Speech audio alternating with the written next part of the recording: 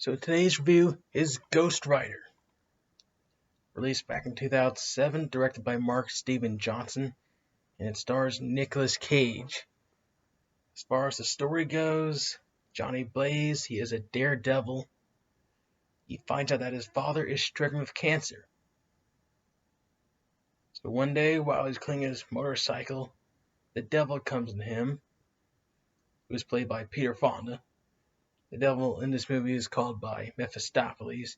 He offers Johnny Blaze a deal.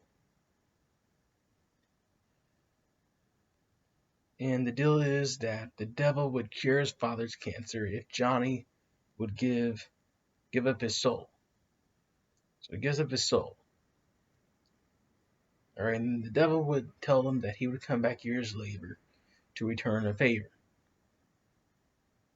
Then a few years later come, Johnny Blaze, he has a career as a daredevil, motorcyclist stuntman, and the devil comes to him, and he wants Johnny Blaze to become the Ghost Rider, go after the devil's son, Blackheart. That's pretty much the story to this film. Now, I'll tell you what I like about the film and what I don't like. But before we get there, I'm going to tell you how I first knew of this movie. It was around 2011. Alright, I was looking up programs or TV shows that were going to come on the air. Then I saw Ghost Rider that was airing from like 1 to 3. So the next day I came from school and I saw Ghost Rider. However, it was the final 30 minutes of the film, so I came home at 2:30. So I saw it, and I decided to see. So I really wanted to see the full movie before I gave my opinion on it. So a few days later on FX, they showed another re-airing of Ghost Rider. I saw it, I liked it, so I got on DVD. I watched it again. I've watched it many times since then. I'm kind of shocked that they actually made a Ghost Rider movie.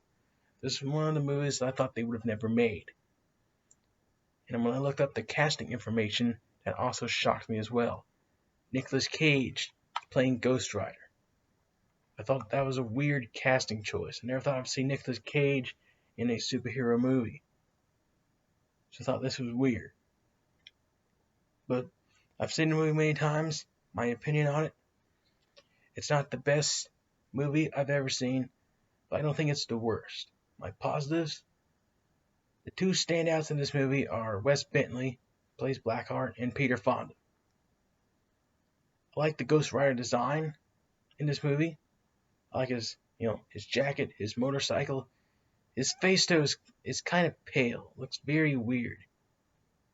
He's still got the fire on top of him, but his face just looks weird.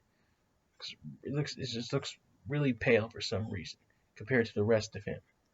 This is like mid-2000s CGI at its best. Yeah. These mid-2000s movies, CGI, not really the best, but they're classics. I like the beginning of the movie. I like the origin. I like how they set up Johnny Blaze and how he become the Ghost Rider.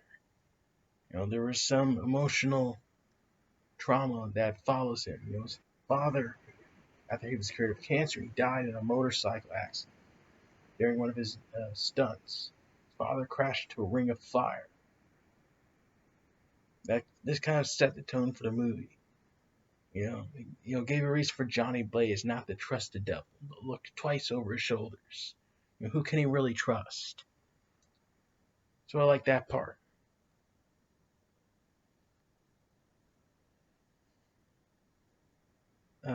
Sam Elliott in this movie plays the caretaker Carter Slade, the Phantom Rider. Thought he was alright. I like that this movie has a Western style to it. So there are the positives. The beginning, the end, the Ghost Rider design. Wes Bentley, I thought he was cool. Peter Fonda was cool. I like Sam Elliott in the movie. As far as my negatives go, there's not much of a plot in this movie. After Nicolas Cage becomes Ghost Rider, there's nothing really much left for him to do. Ghost Rider's on screen. He fights these three goons that work for Blackheart. There's Gressel, there's Wallow, and there's Abigor.